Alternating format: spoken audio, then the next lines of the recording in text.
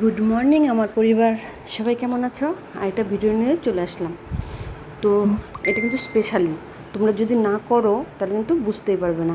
ছোলার ডাল দিয়ে হাঁসের ডিম, সেটা আবার কী করে পুরোটা দেখো, আর বানিয়ে কিন্তু খেতে হবে, অবশ্যই বানিয়ে খাবে। আমি যেহেতু খাওয়াতে পারছি না, তোমরা কিন্তু বানিয়েই খাবে। হ্যালো, ছোলার ডালটা ভিজিয়ে রেখেছি আমি, এটা দিয়ে আজকে হাঁসের ডিম করবো।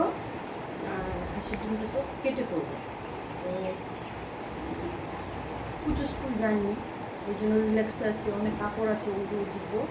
পাশে কিন্তু থাকবে, সঙ্গ দেবে। ঘুরতে না পারো ঠিক আছে, সঙ্গে থাকবে। রান্নাটা করবো, ওটা কিন্তু দেখতে হবে। যারা দেখাচ্ছে সেগুলো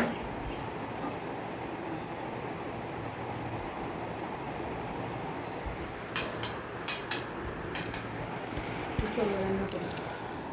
তো ওই যে ভাত আর ছোলার ডাল সেদ্ধ বসিয়ে দিয়েছি।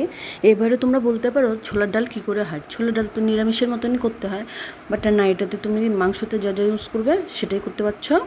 আর সেটার জন্যই হাঁসের ডিমটা দিয়ে এত বেটার লাগে। তো আর করব চিংড়ি মাছ, এটা মালাইকারির মতনই, বাট নারকেল নেই তাই জন্য দিতে পারছি না। কিন্তু আমি তোমাদের রিকোয়েস্ট করবো, তোমরা কিন্তু ছোলার ডাল দিয়ে হাঁসের ডিমটা খাবে।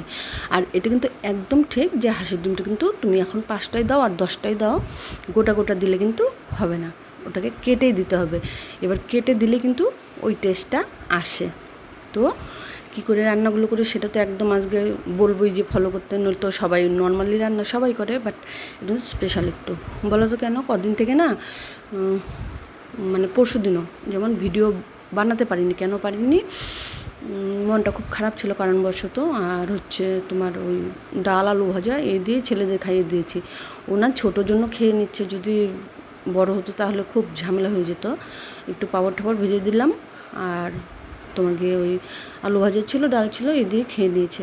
তো ওই জন্য 3 দিন ছিল কালকে, তো এত দিন হয়ে গেল খাওয়াচ্ছি না ঠিকঠাক। তো কালকে আবার এই মাছটা বাড়িতে এসেছিলো। তো যে ছেলেটাতে বলছে, বৌদি মাছটা খুব ভালো আছে, অল্প একটু রেখে দাও। পরে অল্প আর কত রাখবো, 1 পোয়া রেখে দিলাম। তো পুচু তো একটাও ছিল না, পুচু খাই না, ওই পুচু খেলো হাঁসের ডিম, আর আমি আর বড় ছেলে এটা খেলাম। বড় ছেলে আবার খায়, সবই খায়, তো খেলো। আর এটা না, মাছটা তুলবো না, এই তেলটাতেই এইভাবেই করে নেব। এলাচ ফোড়ন দিয়ে দিলাম বেশ কয়েকটা এলাচ আর দারচিনি, আর এই সব বাদাম ঠাদাম যা যা দিয়েছিলাম মশলাগুলো সব একসাথে পেস্ট করে যে দিয়ে দিয়েছি। এবার একটু কষিয়ে এই তোমার মিক্সির ধোয়া জলটাই দিয়ে দেবো, আর কিন্তু জল টল না দিয়ে গ্রেভি করে নামিয়ে দেবো। তো এই ছিল রান্না আজকের, আর বেশি কিছু করিনি। আর প্রচুর কাপড়, মানে ওই যে মন খারাপের জন্য না কিছু ইচ্ছে করেনি, মানে কাপড় ধুইনি, জমিয়ে রেখেছিলাম, রান্নাও তো ঠিকঠাক করিনি। তারপরে এদিক সেদিকের কাজগুলো সব পড়ে গেছিলো। তো ওগুলো কালকের থেকে একটু ধীরে ধীরে করছি, মানে একটুখানি সমস্যাটা মিটেছে মনে হচ্ছে। আর এই বললাম না, বর খুব সাপোর্টেড, তো বর বলছে চিন্তা কিছু নেই, আমি এসে যা করার করে দিব এখন। তো ওটা একটা ভরসা আছে যে ও আসলে ঠিক হয়ে যাবে, কোনো ব্যাপার নেই। অ্যাকচুয়ালি না, মানে যারা ডিপেন্ড করতে শিখে যায় কারোর উপরে না, তখন নিজের উপরে আর কনফিডেন্সটা থাকে না। আমি কিন্তু সত্যি এরকমই হয়ে গেছি এখন। আমি জানি যে ও আসবে, ও এসে এটা করে দেবে। আমি জানি যে এটা না পাচ্ছি, ঠিক আছে, ও তো আসবে। এই যে এই করে না কাজগুলো ফেলে রেখে দিই, তো ওর ঘাড়েই ফেলে কিন্তু। আর এই যে ডালটা না দেখো, আমি কিন্তু সেদ্ধ করে নিয়েছি, ভাঙছি না, কিন্তু ভাঙবো না। আর ডিম ছিল 4টে, 2টো খারাপ বেরিয়েছে, আর 2টো কেটে এই যে করছি। তো যত বেশি ডিম হয় তত কিন্তু এটা টেস্ট হয়। ডালটা অল্পই দিতে লাগে, যেমন 5 জন খেলেও তোমার 150 গ্রাম ছোলার ডালে আর কি এনাফ আর কি। তো এরকম আর কি ব্যাপারটা। কিন্তু ডিমটা কিন্তু একটু বেশি দিতে হয়, মানে বাই চান্স আমার বেশি হতো, 4টা করলে 8টা হতো ডিম কাটলে। তো 2টোর তো খারাপই বেরিয়েছে, ওটা করতে পারলাম না। আর সুন্দর করে ভেজে নিয়েছি, এটা দিয়ে এখন বানাবো। আর রসুন পেঁয়াজ যা যা দেবো সব কিন্তু আমি কুচিয়ে নিয়েছি। ফোড়নটা দিয়ে দিলাম আগে, আর এই যে আদা রসুন পেঁয়াজ যা যা আছে, খালি রসুন আর আদাটা একটু থেতো করে নিয়েছি, বাট বাকি সব কিছু এইভাবে কুচিয়ে দিয়েছি। তো তোমরা একবার খেয়ে দেখো, খুব সুন্দর লাগবে।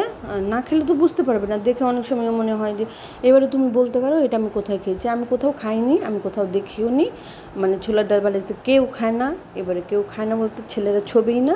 তো ডালটা আনা হয়েছিল, এবারে নষ্ট হয়ে যাবে, তো তাই জন্য করেছিলাম যে এর আগে একদিন করেছিলাম এরকম করে, সে ডিম, পোলট্রির ডিম দিয়ে।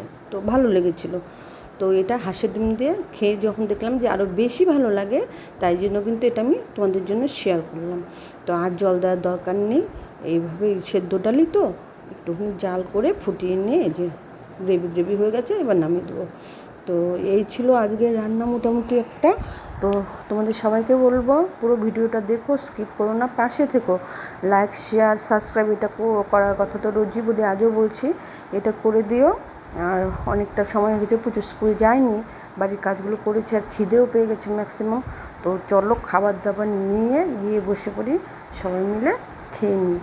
তো তোমাদের জন্য তো আমি এইটুকুনি দেখাতে পারলাম, খাওয়াতে তো পারলাম না, সরি। আর পাশে থাকার কথাটা বলতে পারি, কারণ তোমরা আমার এখন ফ্যামিলি মেম্বার। তো পাশে থেকেও লাইক শেয়ার সাবস্ক্রাইব করো, আর আমাকে একটু এগিয়ে যেতে সাহায্য করো। তো এই ছিল রান্না, কেমন লাগলো জানাতে ভুলো না, আর করে খেয়েও, ভালো লাগলে একটা করে লাইক কিন্তু অবশ্যই করো।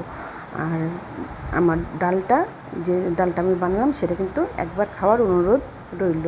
তো চলো আজকের জন্য এতটাই, টাটা, ভালো থেকো।